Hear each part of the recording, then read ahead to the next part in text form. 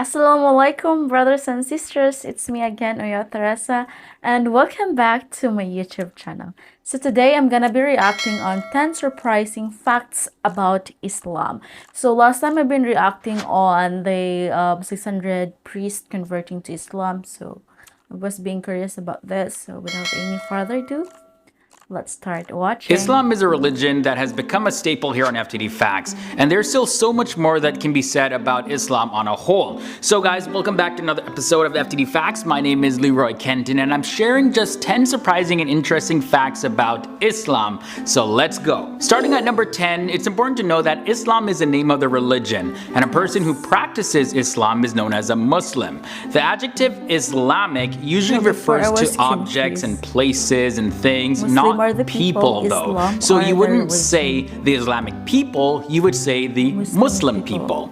And the term Mohammedanism used to describe the faith we refer to now as Islam, but Mohammedanism is an outdated term and some find it to be very offensive. You'll often find that Muslims do not describe Islam as a religion. Islam is often referred to as a deen, which comes from the Arabic word for way of life. Muslims believe that Islam is more than just a religious belief, but it's a way of living in accordance with one's religious faith. The argument, however, arises given the use of the term religion. So to others, the word religion and the phrase way of life are exactly the same thing. But I just wanted to just mention that. All, if not most of you, have heard the term jihad. And in the Western world, the word has been misused to mean holy war. Now, the word jihad does not mean holy war. It actually means to struggle or to strive. In a religious context, it means a struggle to successfully surrender one's will to the will of God. Now, the term holy war gives a notion that the struggle is between Muslims and non-Muslims, which is totally the wrong context of jihad. There are also 6 articles of faith in Islam known as Arkan al-Iman, and these are basic beliefs that one must have in order to be considered a true Muslim.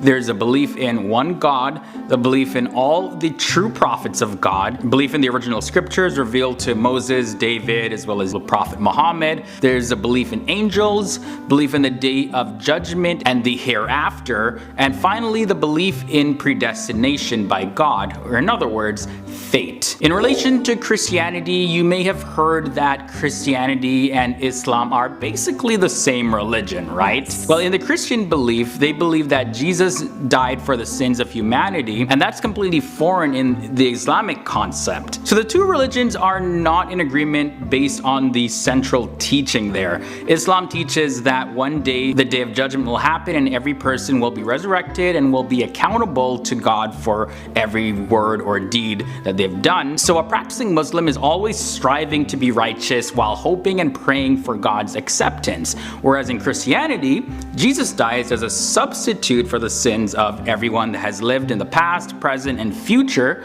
And because of that, people have the opportunity to even be considered righteous by God in the day of judgment. So two completely different fundamental central beliefs. Muslims also follow the lunar calendar or the Hijri calendar. The lunar calendar has about 11 days less than the solar calendar. Thus, every year, the months of the lunar calendar occurs 11 days prior to the previous solar year. There are 2 major holidays in Islam. There's Eid al-Adha, and that is at the end of the pilgrimage to Mecca, and Eid al-Fitr is at the end of Ramadan. And by the way, Ramadan is the 9th month of the lunar calendar, when it's believed that the Prophet Muhammad received the messages of the Quran. Another interesting fact is that Muslims had created a house of wisdom, Beit ul Hikmat in Arabic, and it was active during the 9th to the 13th centuries, where both Muslims and non-Muslim scholars sought to translate the world's knowledge into Arabic.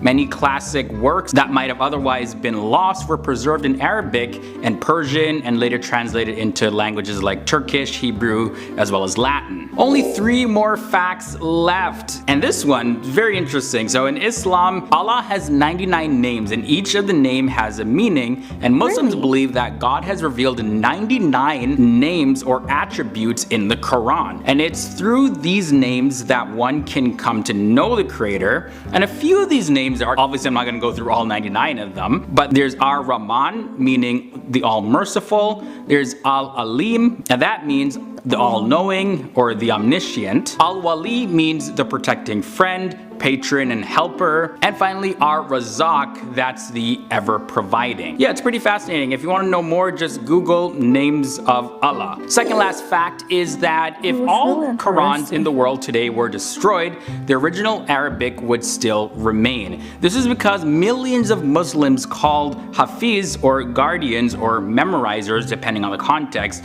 have actually memorized the Quran letter by letter, word for word, from the beginning all the way to the end. And as a matter of fact, all chapters from the Quran recited in each of the 5 formal prayers performed daily, those are done to keep it fresh in the mind of Muslims. And the 5 prayers are the Fajr, which happens at dawn, the Duhur, that's the noon prayer, then there's the Asr, that happens in the afternoon, Maghrib is the sunset, and Isha'a happens at night. Alright guys, so although the Arab world is often seen as the historical center and heartland of Islam, Arabs actually only make up 20% of the world's Muslim population. 30% of them come from the Indian subcontinent, and the rest of them live in Asia, outside the Middle East and the West. The country with the largest Muslim population is Indonesia, and that's home to 13% of the entire Muslim population